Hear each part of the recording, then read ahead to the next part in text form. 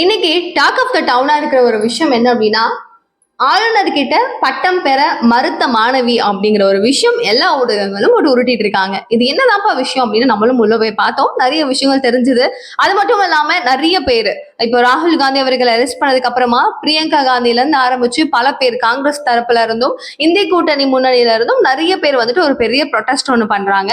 அதுலயும் மிகப்பெரிய ஒரு பல்ப் வாங்குறாங்க. அண்ட் ஸ்டாலின் அவர்களை நோக்கி விமர்சனங்களை குவிச்சிட்டு இருக்கிற பல பேர் மத்தியில அண்ணாமலையினுடைய ட்வீட் ரொம்ப ஃபேமஸா வைரல் ஆகுது. இது மாதிரி நிறைய விஷயங்களை ஒரு தொகுப்பா மொத்தமா பார்ப்போமா? சரி, அனைவருக்கும் வணக்கம். அண்ட் நீங்க பார்த்துட்டு இருக்கிறது கல்கரி நியூஸ். என்ன தீபிகா. நெல்லூர்ல மனோன்மணியம் சுந்தரனார் அப்படிங்கிற இந்த ஒரு பல்கலைக்கழகத்துல முக்கியமான ஆட்கள் எல்லாருக்கும் வந்து ஒரு பிஹெச்டி எல்லாம் கம்ப்ளீட் பண்ண நபர்கள் எல்லாருக்குமே பட்டம் அளிப்பு விழா அப்படிங்கிறது சூப்பரா நடத்துறாங்க.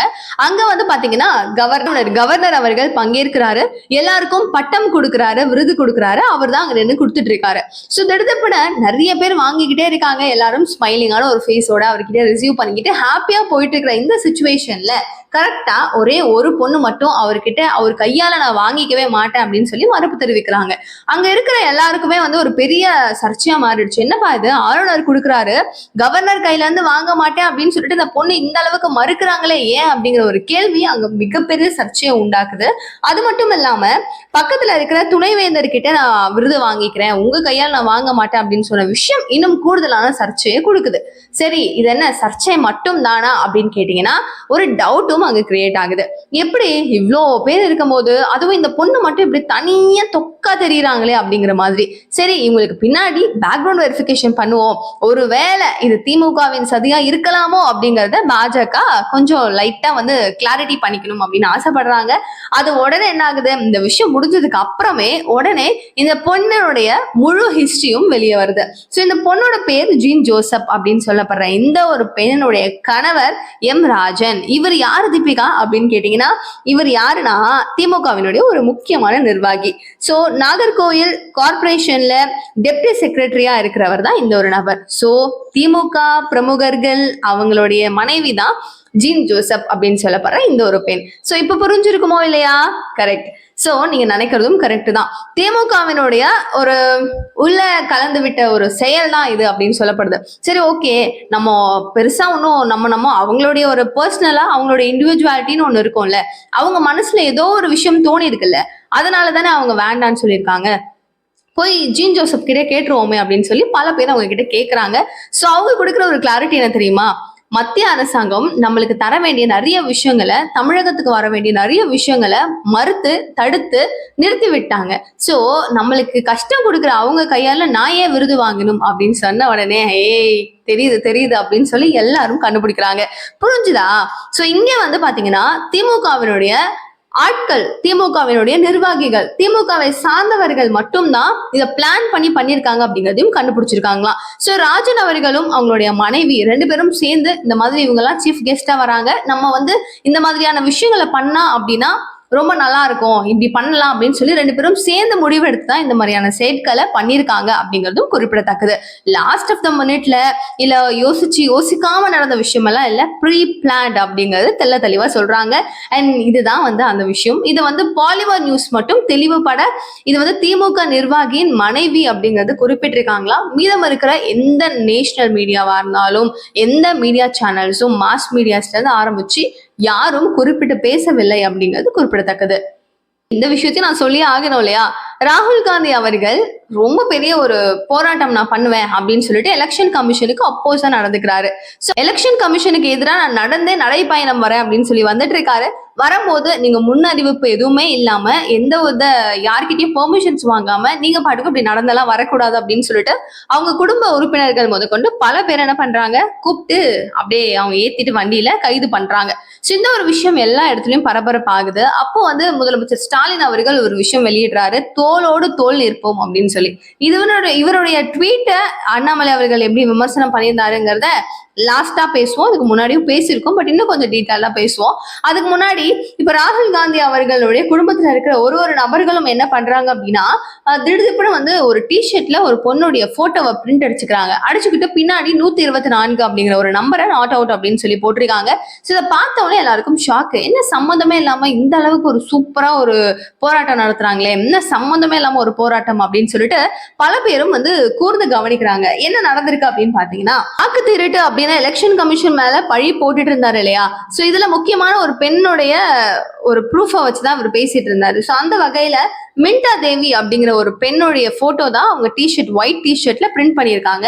சோ பின்னாடி 124 வயது அவங்களுக்கு ஆயிருக்கு அப்படின்னு சொல்லி இருக்கிறதுலயே ரொம்ப ஓட்டர் ஐடி வந்து இவங்களுதான் ரொம்ப வயதான ஒரு நபர், இவங்க ஓட்டு போடுற உரிமை இவங்களுக்கு மட்டும்தான் இருக்கு. சோ இது வந்து முழுக்க முழுக்க ஸ்கேம், இவங்க உயிரோடயே கிடையாது, இவங்க இறந்து போயிட்டாங்க. இவங்க இறந்ததுக்கு அப்புறம் பரலோகத்துல இருக்கிறவங்களுக்கு கூட ஓட்டு வந்து போட முடியும் அப்படிங்கிற மாதிரி ப்ரூவ் பண்ணிட்டு இருக்காங்க நம்மளுக்கு. சோ இந்த ஓட்டுல இறந்துட்டாங்க, அவங்களுடைய ஓட்டை வந்து திருட்டு ஓட்டா வேற ஒருத்தவங்க யூஸ் பண்றாங்க. சோ இதுதான் விஷயம் அப்படிங்கிற மாதிரி இப்ப என்ன நடக்குது அப்படின்னா, இந்து கூட்டணி அண்ட் பிரியங்கா காந்தி, காங்கிரஸ் அப்படின்னு முக்கியமான அமைச்சர்கள்ல இருந்து அமைப்புகள்ல இருந்து எல்லாரும் வந்து ஒரு பெரிய ப்ரொடெஸ்ட் ஒன்று நடத்துறாங்க. இந்த ஒரு விஷயம் மிகப்பெரிய சர்ச்சைக்குரிய ஒரு விஷயம் மாறி இருக்கு. என்ன காரணம் தீபிகா அப்படின்னு கேட்டீங்கன்னா, மின்டா தேவி செத்து போயிட்டாங்க, அவங்க உயிரோடையே கிடையாதுன்னு தானே அவங்க சொல்றாங்க. அதெல்லாம் கிடையாது.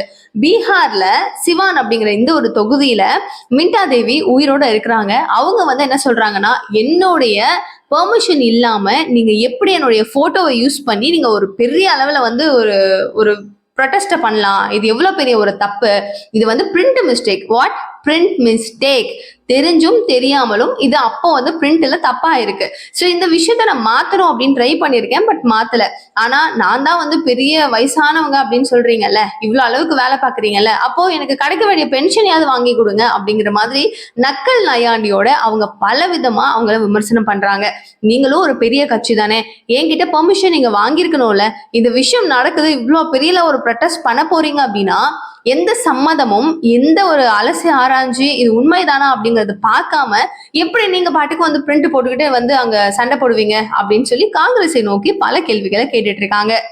ஐயோ இதுலயுமே பல்ப் ஆயிடுச்சு அப்படின்னு சொல்லி காங்கிரஸ்க்காக கொடி தூக்கின ஒரு நபர்களும் பேக் ஃபயர் ஆயிட்டு ஃபீல் பண்ணும் வகையதான் மாறி இருக்கு.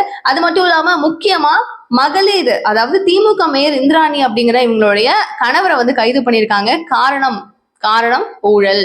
சோ திமுகவில தொடர்ந்து இந்த மாதிரியான ஊழல் சம்பவங்கள் ஒரு விஷயமா வெளிச்சம் போட்டு காமிச்சிட்டு இருக்காங்களே அப்படிங்கிறது மக்கள் மனசுல ஒரு பெரிய அதிருப்தியை ஏற்படுத்திட்டு இருக்கு. ஆனா இது எப்படிதான் வெளியில வருதோ தெரியலப்பா அப்படின்னு சொல்லி திமுகவினர் குழம்பி போயிட்டு இருக்காங்களாம். அடுத்ததான் ஸ்டாலின் அவர்களுடைய அறிக்கையை பார்த்துட்டு, லைக் அவருடைய ட்வீட்டை பார்த்துட்டு பல மாதிரி விளாசிட்டு இருக்காங்க. இன்னைய சூழ்நிலைக்கு பாருங்க, மின்டா தேவி அப்படிங்கிற ஒருத்தவங்க உயிரோட தான் இருக்காங்க, அவங்க இறந்துட்டாங்க, அவங்களுடைய பேரை சும்மா வச்சு யூஸ் பண்ணி ஓட்டர் ஐடியில வந்து மாத்தி அவங்க இறந்தவங்களுடைய ஒரு ப்ரூஃபை வச்சு பொய்யான ஒரு வாக்கு வந்து வாங்கிக்கலாம் அப்படின்னு சொல்லி பாஜக ட்ரை பண்றாங்க அப்படின்னு சொல்லிட்டு ஒட்டுமொத்தமா அவங்க மேல பழி போடுறதுக்கு எல்லாம் பாத்தீங்கல்ல, பாருங்க மொத்தமும் வெளிச்சம் போட்டு காமிச்சிட்டாங்களா. திமுக அரசாங்கம் என்ன பண்ணிருக்காங்கன்னு உங்களுக்கு புரியுதா? இவரு தோளோடு தோல் இருப்போம் அப்படின்னு சொல்லிட்டு ராகுல் காந்திக்காக பயங்கரமா கையெல்லாம் தூக்குனாரு. பட் சிச்சுவேஷன் என்னங்கிறது புரியுதா? இதுக்கு முன்னாடி வயநாட்டுல வந்து ஜெயிச்சிருக்காங்க. அப்ப அவங்க ஜெயிச்சது எப்படியா நீங்க நல்லா யோசிச்சு பாருங்க. தோத்தாரு ஒரு கான்ஸ்டிடியூஷன்ல அப்படின்னா தோத்ததுக்கு முழுக்க காரணம் வந்து பாஜக தான். பாஜக பிளான் பண்ணி தான் நம்மளை வந்து தோக்க அடிச்சுட்டாங்க. லைக் அவங்க வந்து ஃபேக்கான ஒரு ஐடென்டிட்டி யூஸ் பண்ணி எலெக்ஷன் கமிஷனை ஏமாத்தி போலி வாக்குகள் எல்லாத்தையும் வாங்கிட்டு வின் பண்ணதா சொல்றீங்கல்ல. அப்போ இந்த இடத்துல அவர் வின் பண்ணிருக்காரு, வயநாட்டுல இவர் வின் பண்ணிருக்காரு, காங்கிரஸ் தான் ஆட்சி ஆளுது அப்படிங்கும் போது அப்ப இந்த பிளேஸ்ல இவங்க எப்படி ஜெயிச்சாங்க? அப்ப இவங்களும் ஸ்கேம் பண்ணிருக்காங்களா என்ன அப்படிங்கிற கேள்விய ஒரு வாட்டி நீங்க ராகுல் காந்திக்கு கன்ஃபார்ம் பண்ணிட்டு அப்புறமா இந்த ட்வீட்டை போட்டிருக்கலாம் அப்படிங்கிற மாதிரி அண்ணாமலை அவர்கள் சொல்லியிருந்தாரு. அதை அடுத்து இப்ப அது ஒரு விஷயம் போய்கிட்டே இருக்கும் போது மின்டா தேவியினுடைய விஷயம் மிகப்பெரிய சர்ச்சைக்குரிய விஷயமா மாறி இருக்கு. சரி, அதுலதான் நீங்க இப்படி பண்ணிட்டீங்க, திரும்பவும் பல்ப் ஆயிடுச்சு.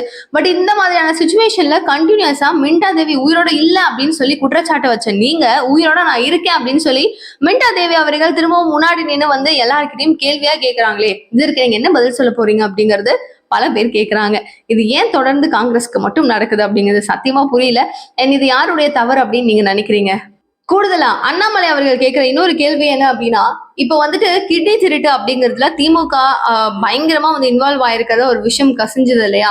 இதுல கிட்டத்தட்ட 7 கோடிக்கும் மேல லாபம் ஈட்டிருக்கோம், வருவாய் வந்திருக்கு அப்படின்னு நபரே ஒத்துக்கிட்டாரு. இதுக்காக திமுக பதில் சொல்ல போறது என்ன பதில் கொடுப்பீங்க? இவங்களுக்காக அகேன்ஸ்டா நீங்க என்ன சொல்லுவீங்க அப்படிங்கிற விஷயத்தையும் கேட்டிருக்காரு. உங்களுடைய கருத்துக்கள் என்ன அப்படிங்கறத ப்ளீஸ் கமெண்ட் பாக்ஸ்ல சொல்லுங்க. நிகழ்கால நிகழ்வுகள் ஒன்னு உடனுக்குடன் நீங்க தெரிஞ்சுக்கிறதுக்கு சேனலை சப்ஸ்கிரைப் பண்ணிக்கோங்க. Thank you so much for watching this video. Bye.